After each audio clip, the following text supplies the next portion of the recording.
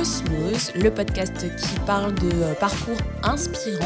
Alors aujourd'hui, on accueille un DJ qui nous vient tout droit de Paris, Michel-Ange, ou de son vrai prénom, Elliot. Salut Elliot. Salut. Comment tu vas ? Bah nickel, écoute. Trop bien. Alors aujourd'hui, on accueille Elliot parce que donc on est le vendredi 16 novembre. Il mixe pour la 3e fois à Mons. Et donc je m'étais dit que c'était l'occasion de discuter avec lui un petit peu de son parcours, comment il en est arrivé là, puisqu'en plus il vient d'une ville qui est assez vivante dans le monde du DJing, de la musique. Et donc on va parler de tout ça. Et donc d'abord, comment t'en es arrivé là ? Comment tu t'es dit je vais faire de la musique, je vais devenir DJ ? J'ai toujours fait de la musique, de la guitare, du piano, trucs classiques un peu. Mais c'est vrai qu'en 2018, je bossais chez Apple, dans un Apple Store. Okay. Et je rencontre un collègue, on parle un petit peu, et puis il me dit, tu sais, moi je fais de la musique. Et puis il me dit, tu sais, on peut en vivre. Je lui dis, ouais, arrête, c'est la galère, j'ai pas trop envie de me lancer là-dedans. Et puis on décide de se lancer. Donc vous formez un duo, petit duo, ouais. California Machine, ça s'appelait. C'était un petit peu un revival des années disco, de la house. Donc t'avais déjà ces influences-là. Donc j'avais des grosses influences, 13 années 80 quoi. Et puis on est devenu résident d'une boîte de nuit à Paris pendant un an. Qui s'appelle Chez Moon, à Pigalle. Et puis ça a été une grosse expérience pour nous parce qu'on débutait totalement. On n'avait jamais fait ce genre de truc et c'était assez stressant. Et le fait de commencer à deux, c'était rassurant quoi. Et donc vous mixiez dans toutes les cette semaines, boîte. Okay. Ouais, donc vous mixiez, mais du coup avec ce mec-là, donc tu disais tout à l'heure que tu as toujours fait de la guitare, des choses un peu plus classiques.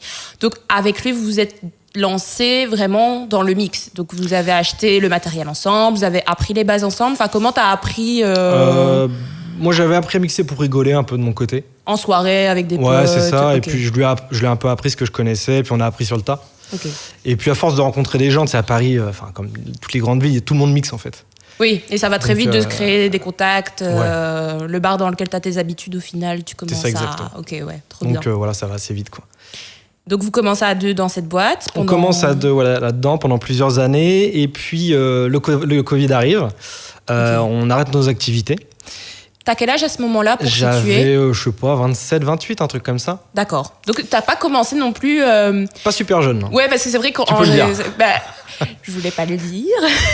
Non, mais ce que je veux dire, c'est que c'est vrai qu'on a l'habitude de penser que si on commence à mixer vers l'approche de la trentaine, c'est trop tard pour se faire une carrière, pour se faire un nom, alors que pas du tout. Au final, c'est l'âge auquel t'as commencé et ça a très bien fonctionné pour toi. J'aurais souhaité commencer avant parce qu'en fait, plus tôt tu commences, plus t'es en forme, plus t'es apte à sortir régulièrement. Mais c'est vrai que tu vois, t'as des artistes, je sais pas si tu connais un artiste techno, Kink, qui a 40 ballets passés et qui a explosé vraiment il n'y a pas si longtemps que ça. Et finalement, il s'en sort très bien, tu vois. Donc quelque part, tant mieux au final. À tout âge, c'est je pense qu'il n'y a pas d'âge, ouais. Parfait. Et donc, vous mixez pendant quelques années ensemble. Le Covid arrive et forcément, le monde de la nuit est durement touché et il n'y a plus trop rien qui se passe, quoi. Ouais, et puis en fait, à ce moment-là, je me dis que tu sais quoi, c'est le moment de vraiment se mettre à fond sur la production. Ok. Et je me dis aussi que j'ai mon pote là qui s'appelle Panorama Boy, avec qui je produisais, avec qui je faisais de la musique, décide un peu de s'émanciper. Moi aussi, je sens que j'ai besoin de faire de la musique tout seul.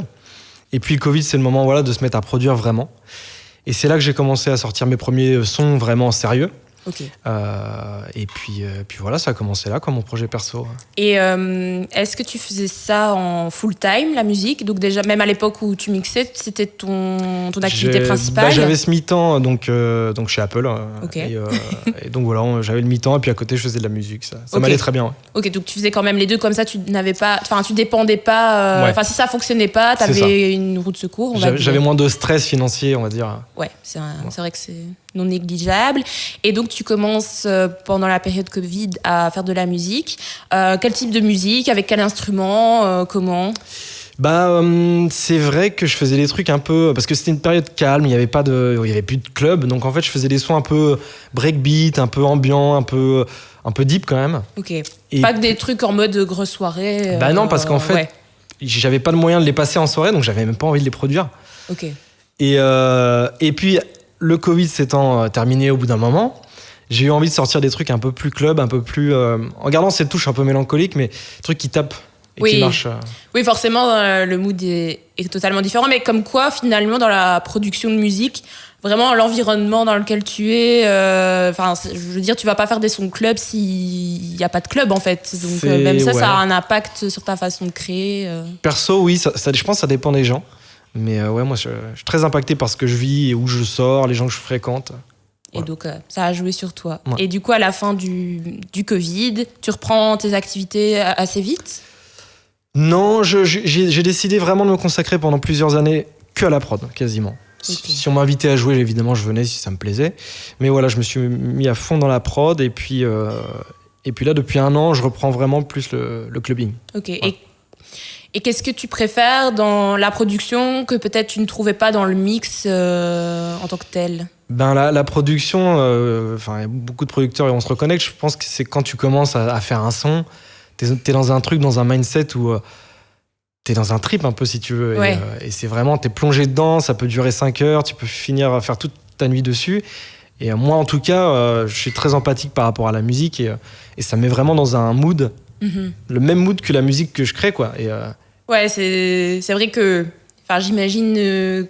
c'est vraiment quelque chose que tu construis toi, tu l'imagines, vraiment les sonorités que tu as envie d'entendre, finalement, tu as l'opportunité de les créer, donc clairement... Ouais, c'est ça. Et qu'en club, peut-être avoir ton avis là-dessus, mais tu dois peut-être plus t'adapter à ce que les gens veulent entendre aussi. 100%, ouais.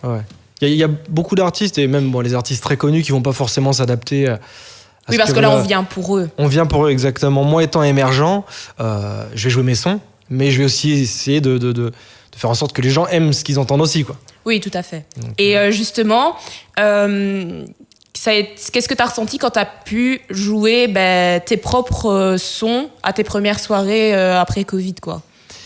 Moi, alors j'étais content, mais ça m'a rien fait de particulier, si tu veux. Ah ouais ? Ouais, parce que, je sais pas, mes sons, quand je les joue, je les connais par cœur, je les ai entendus 12 000 fois, parce que moi, c'est moi qui les ai mixés, masterisés. Okay.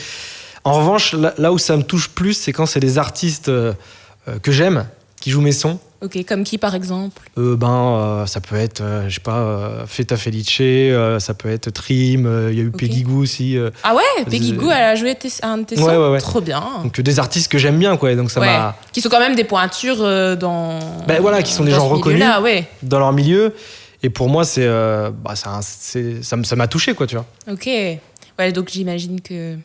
La sensation, elle est tout de suite pas la même, quoi. Ouais, moi, ça me procure plus de sensations, ce genre de truc. Trop bien. Et justement, sur l'aspect, je dirais, plus club, donc tu as connu la période avant Covid et la période après Covid. Il y en a beaucoup qui estiment que c'est très différent, peut-être dans l'ambiance, dans la façon de s'amuser, parce que quelque part, il y a eu un petit tri dans les générations. Enfin, on est passé d'une génération qui sortait à peut-être 2 ans, 3 ans après le Covid qui sortait plus. Ouais. Est-ce que toi, c'est quelque chose que tu as ressenti et qui peut-être t'a un peu déplu quand tu as recommencé à sortir ou que tu as recommencé à mixer ? Moi, l'après-Covid, j'ai adoré. Ok. Parce que les gens, tu sentais qu'ils avaient envie de rattraper ces années et ces mois. Ouais. Donc les gens, ils étaient à fond, ils se prenaient pas la tête. Et non, moi, j'ai trouvé ça génial. Ok. Et si tu veux, en plus, ça a un peu... Alors, ça a été négatif dans le sens où il y a plein de clubs qui ont fermé, des soirées qui sont arrêtées, mais c'est vrai que ça a changé le game, entre guillemets. Okay. Ça a changé un peu le marché, quoi, je trouve. Et il y a d'autres types de soirées qui sont peut-être développées. On va dire que les gros promoteurs, les gros organisateurs ont fait la place à aussi des plus jeunes. Il y a eu ce genre de choses, ouais, puis ça fait tourner aussi un peu d'autres artistes. Moi, j'ai trouvé ça positif. Okay. Surtout qu'à Paris, j'imagine, je sais pas trop comment ça fonctionne à Paris, mais est-ce que c'est fort toujours les mêmes personnes, le même type de soirée c'est un peu redondant, je sais pas. Alors, moi, de mon point de vue personnel, effectivement, je trouve qu'à Paris, c'est les copains qui font jouer les copains. Et c'est un cercle très fermé, je trouve. Okay. Contrairement à, je trouve, de peu d'expérience j'ai, l'Allemagne, la Belgique, où c'est vrai qu'on va plus t'inviter parce qu'on aime vraiment ta musique. Je trouve qu'à Paris, c'est un petit peu moins ça. Mais t'as quand même quelques collectifs qui essayent, des collectifs de passionnés, qui essaient justement de sortir de ce prisme-là, d'inviter que les copains et d'inviter des artistes qu'ils aiment vraiment, tu vois. Donc ça, je trouve ça chouette. Puis la culture club, entre la France, la Belgique et l'Allemagne, les pays que tu as cités, est complètement différente. En tout cas, moi, quand je sors à Paris, je ressens fort la différence entre les soirées à Bruxelles ou plus récemment, j'étais à Amsterdam. C'est vrai que l'énergie, elle est totalement différente. Qu'à Paris, où les gens, j'ai l'impression, peut-être parfois, ne sont pas là pour les bonnes raisons, mais en tout cas, je vois souvent sur TikTok, c'est un sujet qui revient quand même assez souvent. Oui. Ben, c'est vrai qu'il faut, comme partout, je pense, et surtout à Paris peut-être, il faut bien choisir ses soirées. C'est vrai que quand tu as l'habitude, que tu as des gens un peu habitués à la nuit parisienne, ben, tu sais où aller. T'as vraiment tes habitudes. Ouais, c'est ça. Et puis tu as des soirées aussi qui mettent vraiment l'accent sur le côté safe, le respect des autres, chacun a sa zone de confort, ne pas empiéter sur le confort de l'autre. Et c'est pour ça aussi que moi j'avais créé un collectif qui s'appelle, co-créé un collectif qui s'appelle Bay Party, et qui mettait vraiment l'accent là-dessus. Et puis t'en as d'autres, Sœur Malsaine, t'as plein d'autres collectifs sympas qui font ça et qui font beaucoup de prévention, quoi. Et tu organises toujours tes soirées ? Non, j'ai arrêté pour vraiment consacrer moi à mon projet perso, parce que j'avais plus le temps en fait. Donc toi, vraiment, ton objectif, c'est la production et de ne faire que ça ? Pour l'instant, oui. Après, il m'arrivera certainement de co-organiser encore des soirées, parce que ça me manque toujours un peu, mais rien de régulier, quoi. Et quels sont tes objectifs dans la musique ? Où t'aimerais aller ? Comment t'aimerais te développer ? Continuer à produire, continuer à me produire aussi. Mais là, ce que j'aimerais faire, c'est vraiment faire du live sur des machines. Et là, je pense que je vais m'y sérieusement. Parce que, en fait, si tu veux, ça me sort de ma zone de confort. De faire du live, de produire sur des machines en direct. Moi, j'ai jamais fait ça vraiment. Et peut-être pour recentrer pour les gens qui ne connaissent pas.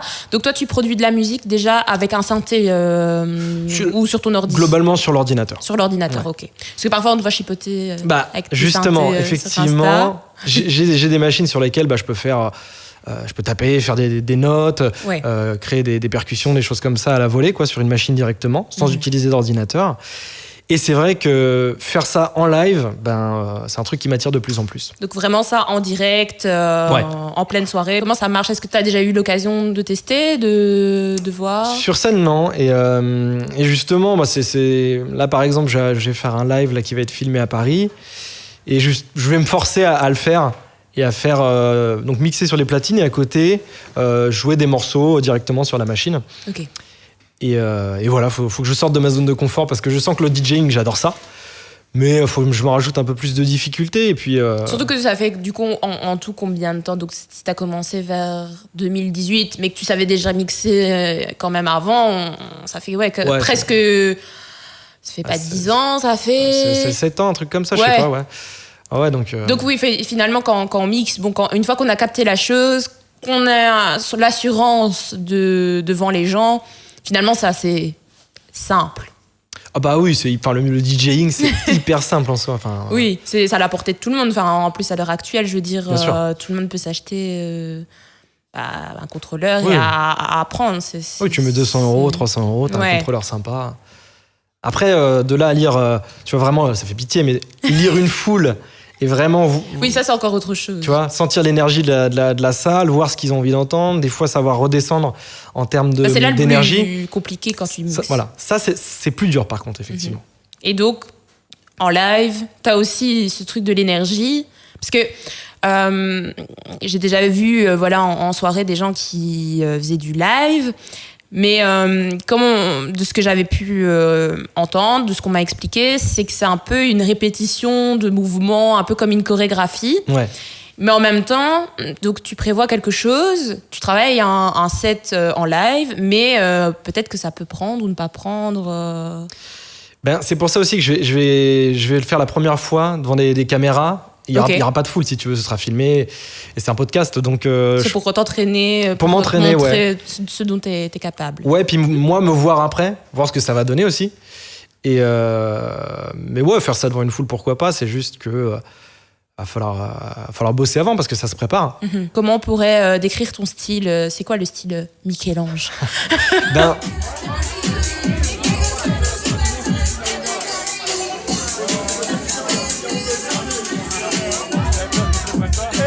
Si tu veux, moi je navigue entre plein de styles comme beaucoup d'artistes, mais c'est vrai que je fais de la musique pour le club avec beaucoup de mélodies et aussi un côté assez mélancolique, quoi.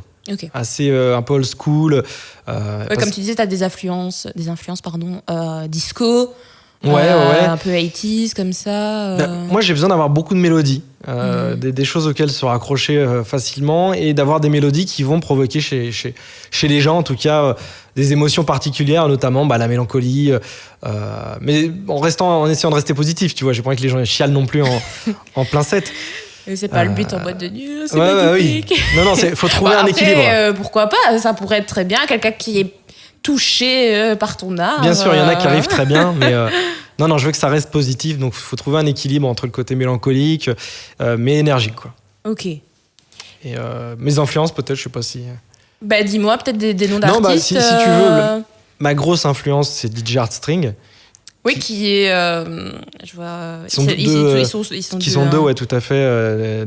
Ils sont assez jeunes et c'est des génies absolus dans leur style, en tout cas. Ok.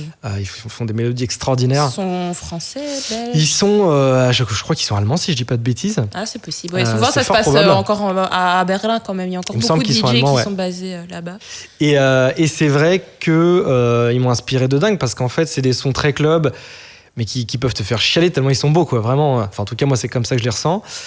Et ouais, toute cette nouvelle vague d'artistes trans qu'on a vu popper ces dernières années, c'est vraiment le style qui fonctionne maintenant en club. C'est ce qu'on entend quand même le plus, j'ai l'impression. À Paris, c'est beaucoup la techno. Hein.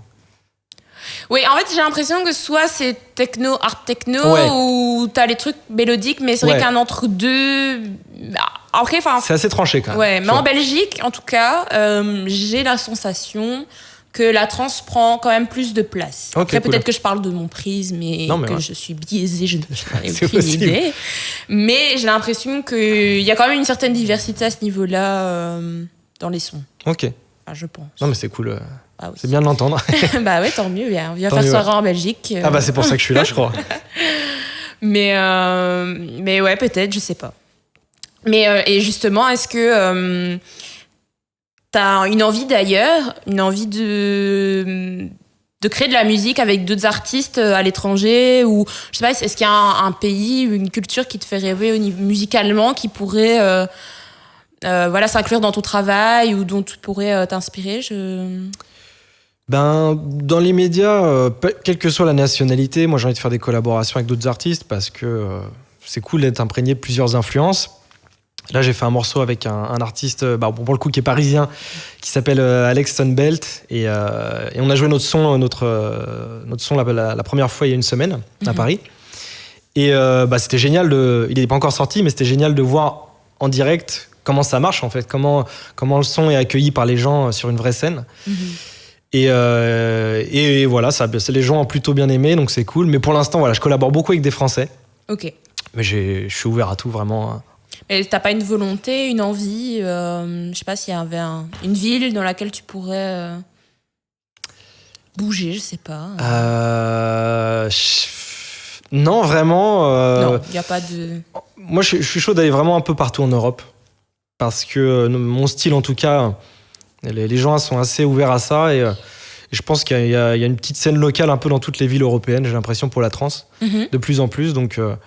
Non, moi j'ai envie de voyager un petit peu. C'est vrai que les DJ maintenant ils viennent de partout. À ce niveau-là, il n'y a pas de souci. Ouais, non, c'est clair. Et puis après, c'est vrai qu'à Paris, comme toutes les grandes villes, on a tellement d'influence. C'est vrai que t'as de la chance que, du coup, t'es de Paris. Toi, t'es un vrai Parisien. T'es né là-bas. Alors, je suis né à Paris, maintenant je suis banlieusard. Je suis à quelques minutes de Paris, mais c'est vrai que. En fait, t'as toutes les influences, t'as du breakbeat, t'as de la trance, t'as de la techno, la vraie techno à l'ancienne, et t'as de la hard techno aussi, mainstream. Mais c'est vrai que t'as tout, et ça, c'est incroyable. Même d'autres styles, au final. D'autres styles, si tu veux faire une soirée reggaeton. Comme, il n'y a pas que Paris, mais comme toutes les grandes villes. Mais Paris, je trouve vraiment, il y a un truc particulier, quoi. Ils sont très ouverts en termes de styles musicaux, je trouve. Tant mieux, c'est cool. Ouais. Après, c'est tellement aussi il y a tellement des gens de toute origine, qui viennent de partout. Et c'est vrai que culturellement parlant, Paris, ça reste quand même la référence qui fait rêver à peu près tout le monde, au niveau artistique en tout cas, je pense. Mais voilà, en tout cas, toi, tu viens de là-bas. Peut-être que beaucoup t'envient. Non, pas forcément. Après, on n'a pas toujours une super réputation. Mais on n'est pas tous, voilà, on se la pète pas tous en théorie. Vous n'êtes pas tous désagréables. Non, normalement, non. Bon, on demandera l'avis aux gens, on verra si... Normalement, je suis bien accueilli ici en général, Mais donc oui. c'est plutôt bon signe. Et donc justement, je voulais revenir peut-être aussi sur le fait que toi, tu as tout appris en autodidacte, du coup. Tu as tout appris tout seul. Ouais. Ou tu as pris des cours, même quand tu étais plus jeune, de musique, ou tu as appris sur le tas Mais mes parents m'ont payé des cours de solfège quand j'étais plus jeune. Et c'est vrai que moi, je détestais ça parce que c'est très magistral et faut apprendre. Tu sais, t'as l'impression de faire des cours, quoi. Mhm. Donc en vrai, j'ai tout oublié. Mais ouais, j'ai fait un peu de solfège, mais t'as pas besoin. Enfin, moi, quand je fais des mélodies, par exemple, j'ai un piano, un pad, n'importe quoi. Et je vais faire ce qui, moi, me procure des émotions. Et ce que j'essaie de faire vraiment en ce moment, c'est des mélodies hyper simples, genre des notes vraiment débiles, mais qui des fois peuvent provoquer un truc chez les gens, un côté un peu mélancolique des fois que moi j'adore. Qui sont plus impactantes que si tu rajoutais Ouais. plusieurs notes. C'est ça, des fois, au lieu de faire des accords de fou, genre jazz et tout, des trucs de dingue, moi j'aime bien faire des trucs hyper basiques, parce que déjà c'est plus facile, je trouve. Et voilà, c'est un peu ma patte, je trouve, faire des trucs un peu simples. Et je sais pas, est-ce que tu samples des morceaux Ok. Et Ouais, non, grave. Quelle époque quels sons t'aimes bien reprendre Ben, c'est vrai que moi j'utilise beaucoup des packs de samples qui sont sortis dans les années 90. Ok. Et avec des vocales qui généralement sortent de films ou de reportages, de trucs comme ça que t'as entendu 1000 fois. Mais en fait, si tu les pitches un peu, tu rends le son un peu plus aigu. C'est ça la magie du truc, quoi. Tu Ouais. réutilises des choses qu'on a déjà entendues, mais à ta sauce, quoi. C'est ça. Après, voilà, j'ai rien inventé, mais ouais, j'aime bien sampler. Ouais, Et ça aussi, t'as appris solo. ouais, grave. Bah, quand j'ai commencé, tu sais, avec les sons disco, j'ai samplé, mais à balle du disco. J'en écoutais tous les jours, H24, pendant des heures. Et tu trouves vraiment des pépites et des trucs de dingue. Et ouais, j'ai samplé beaucoup de disco. Et ça m'a fait ma culture du sampling, quoi, on va dire. Musical aussi. Aussi, quoi, ouais, musical, bien sûr. Tu fais ça full time ou t'as toujours ton mi-temps chez Apple? Non, j'ai trouvé un autre job. T'as un autre job à côté de la musique? Ouais, bah en gros, je suis alimentaire, on va dire. Ouais. Ok. En gros, je suis informaticien, on va dire. Trop bien. Et Mais alors, t'as quand même ce truc de chipoter sur les ordi, un peu. C'est un peu lié, quoi. C'est le monde de la technologie, de la musique. Maintenant, l'un ne va pas sans l'autre au final. Donc, oui. Tu restes pas trop loin de cet univers-là, on va dire. Bien sûr. Après, moi, je suis assez. Quand je suis en soirée, je suis quand même. Je pense être quelqu'un de très sociable. Mais j'ai besoin d'avoir mes moments. Tu vois, la semaine, je vais pas sortir, quoi. Je vais être derrière mon ordi à faire de la prod, à me détendre, à me reposer. Mais c'est vrai que j'ai deux côtés. Tu sais, je suis Gémeaux, alors je crois pas trop à ces trucs-là, mais j'ai vraiment deux facettes. Moi, je trouve la semaine où je suis hyper calme et le week-end où vraiment je vais m'éclater. Oui, et tu aimes encore sortir, même si voilà, t'as ton t'as ton avis d'artiste, ce point de vue-là, cette expérience-là qui fait que peut-être quand t'es en soirée, tu vis les choses autrement, ou non, totalement, t'arrives encore à prendre du plaisir et à déconnecter un petit peu, et enfin, je sais pas comment toi...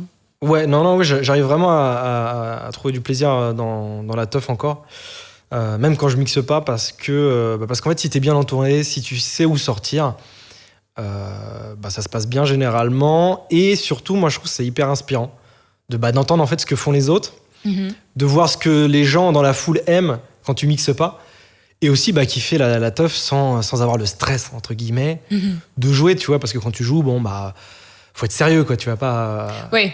Tu vois, tu vas pas niquer ta réputation en faisant tout et n'importe quoi. Ouais, et puis il faut respecter un minimum la foule, donc tu vas peut-être un petit peu moins boire, être un peu plus sérieux.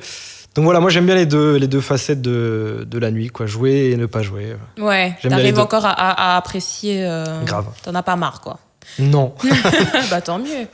Manquerait plus que ça. T'as peut-être eu d'autres opportunités dans d'autres pays ou il y a quelques semaines, j'étais à Bruxelles, au Barrio, je crois. Au Barrio, oui. Il me semble, ouais.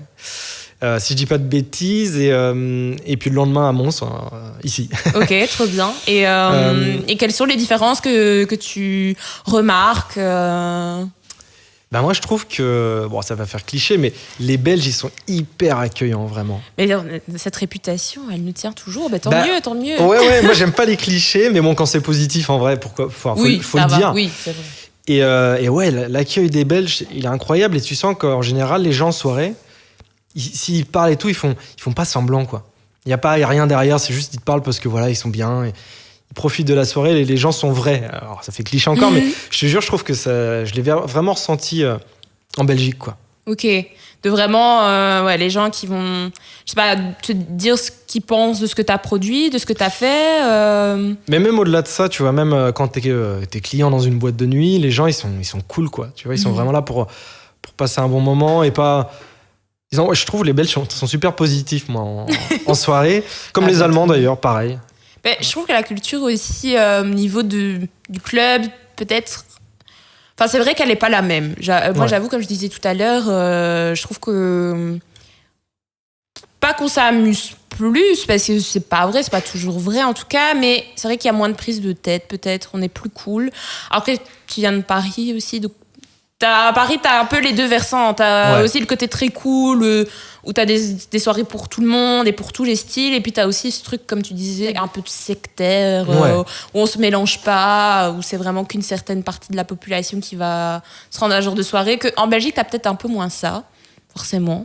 On n'est pas on n'a pas déjà, on est un très petit pays. Et Bruxelles, c'est pas Paris, mais... Ouais, mais vous avez des bons artistes belges aussi. Ouais, mais, c'est vrai. De tous les styles en plus. Ouais. Et des grosses influences, art techno aussi. Non, il y a des gros artistes belges. Pegassi, il est belge, non? Pegassi. Ah non, il n'est pas hollandais. Oh, je sais plus. Je sais plus si c'est Pegassi ou Odimel. Il me semble Alors Odimel est belge, ouais, il me semble. Mais je crois qu'il est suisse et qu'il est arrivé en Belgique récemment. Je suis pas certaine. D'accord. On fera une petite vérification et j'insérerai une note vocale de correction, mais non, je sais pas. Mais après, on a plein d'autres DJ belges qui sont très bien aussi. Même au-delà de la trance. Ouais, bah oui, notamment. Pegassi, il est belge, ouais. Ah bah voilà. Pegassi est bien belge. Maintenant que t'as quand même quelques années d'expérience derrière toi. Qu'est-ce que tu retiens de ton parcours?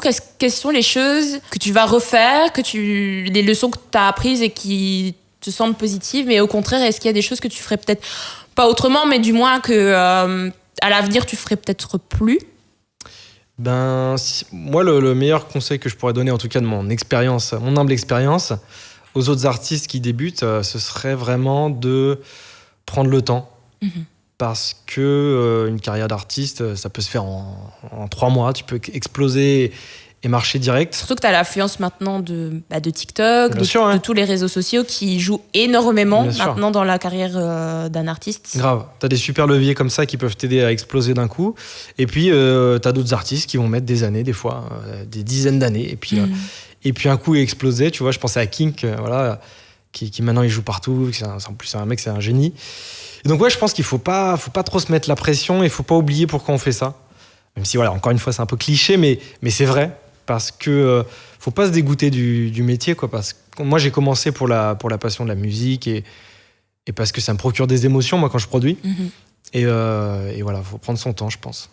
Oui, justement, parce que donc pour ceux qui ne savent pas, moi je mixe aussi, et c'est vrai qu'au début je mixais des choses qui finalement, je n'aimais même pas, je le faisais parce que je voulais me produire devant des gens, etc., le faire. Et au final, j'ai eu toute une période où ça m'a dégoûtée parce que je n'aimais pas faire ça. Maintenant, je recommence à faire des choses que j'aime bien, et je kiffe, et peu importe si ça fonctionne ou que ça fonctionne pas, tant que je fais les choses que j'aime bien. Et j'ai l'impression que toi, comme tu disais, tu choisis maintenant les endroits dans lesquels tu te produis, tu y vas seulement si ça te plaît. En tout cas, tu ne te forceras plus à aller peut-être que tu ne t'es jamais forcé même à aller si tu t'es déjà retrouvé dans des endroits où tu t'es dit pourquoi je suis là Bien sûr, je me rappelle avec mon pote la Panorama Boy avec qui on avait commencé, on s'est retrouvé dans un bar assez connu à Paris, que je ne citerai pas, et qui a un truc reggaeton. Et le gérant du bar, on le convainc, on lui dit vas-y, je pense qu'il y a moyen de faire une soirée disco, qu'est-ce que t'en penses, tu vois, disco house. Il dit bon, allez-y les gars, c'est parti. Bien gentil quand même. Franchement, il nous a laissé notre chance et nous on commençait. Et ça s'est très mal passé parce qu'en fait la clientèle était habituée à du reggaeton. Ouais, elle venait pour du reggaeton et pas pour... Mais tu t'es jamais forcé à passer des chansons, des morceaux, des tracks que t'aimais pas? Ah si. Pas que t'aimais pas, mais en tout cas, t'es quand même toujours resté dans ce style-là. Je veux dire, t'as jamais trop...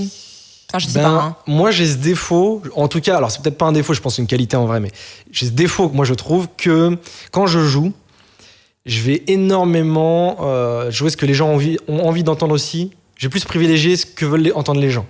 Et moi, mon vrai goal, ça va être de faire danser les gens un maximum, quoi. Enfin, Ok. les faire Bon, kiffer quelque part, vraiment un max. c'est d'être un beau DJ, c'est de mettre l'ambiance, faire kiffer les gens, en vrai. Ouais, faut trouver un équilibre. Je pense qu'il faut pas devenir un DJ de la foire du trône, quoi, mais faut mettre des tracks qu'ils aiment bien. Moi, ce que je fais, j'ai une règle, hein, entre guillemets, un peu implicite, c'est que je vais jouer une track que j'adore, que même si les gens aiment pas trop, je vais la jouer. Et 3 tracks que je sais que les gens vont kiffer. Donc ça me permet de trouver un peu un équilibre et de garder les gens. Et en termes de production, il y a des moments où je produis et je me dis ouais, faut que je fasse tel style parce que ça marche bien, machin. Et en fait, je finis le son et je me dis non, en fait, ça sonne comme tout le monde, Et ça te en plaît moins pas. bien, et ça me plaît pas en fait. Parce que j'essaie de ressembler à des gens. Et ces gens, ils ont leurs pattes, tu vois, c'est leur style en fait. Et donc moi, ça va sonner un petit peu moins bien qu'eux, ça va sonner correct, mais ça sert à rien en fait d'essayer de copier les gens, je trouve. Ouais, faut trouver son truc, essayer Ouais. de. Mais c'est aussi compliqué, je sais pas, hein, mais en production musicale, on est tellement tout le temps entouré de musique. Il y a en ce moment, je veux dire que ce soit la techno, le rap, peu importe le style, on est tous débordés de sorties de musique. Mais justement, comment tu fais pour te démarquer dans un monde où le marché est inondé finalement? Comment toi tu vis ça? Ben, moi, j'ai eu la chance de sortir un EP sur un label finlandais. Un de mes premiers EP, le label s'appelle Top Billin. Et le label a bien propulsé l'EP. Il a envoyé des gros artistes qui l'ont joué. Et ça m'a bien aidé. Okay. Et ça m'a créé une petite fanbase, entre guillemets, quoi. En tout cas, ça m'a fait connaître. On t'a reconnu, quoi. Reconnu. En tout cas, des gens ont apprécié cette EP et me suivent maintenant grâce à ça. Et c'est vrai que j'essaye régulièrement de sortir des sons qui me ressemblent vraiment, quoi. Et qui sont très souvent les trucs assez... Moi, je fais des sons un peu de lover, un peu mélancolique, un peu... Moi, j'aime bien cette vibe un peu cheap, tu vois, des années 2000, fin 90. Et j'essaie de rester là-dedans parce qu'en fait, j'ai remarqué que c'est ça que j'aime, quoi. Et qui fonctionne le mieux pour toi, parce que forcément, c'est une musique qui te ressemble. Ouais. Donc, les gens captent l'énergie que tu veux leur transmettre, quoi. Enfin, le message est peut-être plus clair comme ça. Ouais, et puis je pense que c'est un truc qui... Quand tu fais des sons qui ressemblent vraiment à ta personnalité, et que les gens te rencontrent en vrai, bah, ils se disent ah ouais, bah, ça colle, en fait, si tu veux. Ouais. Tu fais pas semblant, quoi. Qu'est-ce qu'on peut te souhaiter? Qu'est-ce que t'aimerais, là, sur les prochains mois Bah, continuer ma petite carrière gentiment, quoi. Continuer à venir en Belgique, jouer de temps en temps parce que j'adore la scène belge, j'adore les Belges, vraiment. Non, mais c'est vrai. Et puis continuer à m'exporter et puis voilà, faire ma carrière gentiment. Doucement. Doucement. Et voilà, mettre un petit coup de pied aux fesses en lançant vraiment le live. Voilà, je l'annonce officiellement, c'est parti. Bon, voilà, on prend note ici. Tout à fait. C'est acté, c'est enregistré. Tu Je peux plus revenir en pas arrière. échapper. Je te ferai un petit rappel. Ça marche. Tu l'as dit. Ouais, non, c'est pour ça. Mais j'avais une dernière question parce que là, tu disais, voilà, continuer ma carrière doucement. Peut-être pour l'aspect peut-être plutôt business. Financièrement, tu ne te reposes pas que sur la musique. Ouais. Ça aussi, je pense que ça joue aussi à pouvoir prendre vraiment du plaisir et pas faire ça que pour les streams, que pour... Enfin, je sais pas. Bah, inconsciemment, je pense comme beaucoup, tu vas regarder tes stats. Tu vas te dire, ah ouais, trop bien, j'ai fait 100 000 streams, ouais, c'est trop bien. Et c'est normal, c'est un indicateur qui permet de te dire si ta musique... bien, bah ouais, si ta musique est un peu bonne, quoi, quand même. Mm-hmm. Donc fatalement, moi, je suis un petit peu matrixé par ces trucs-là, par les statistiques, quoi. Mais c'est vrai que j'essaye de prendre du recul là-dessus. Et puis ouais, encore une fois, c'est un équilibre à trouver, quoi. Essayer de pas trop se focus sur sa réussite personnelle. Moi, en tout cas, c'est un truc qui me tient à cœur. C'est ma carrière, elle prendra le temps qu'il faut.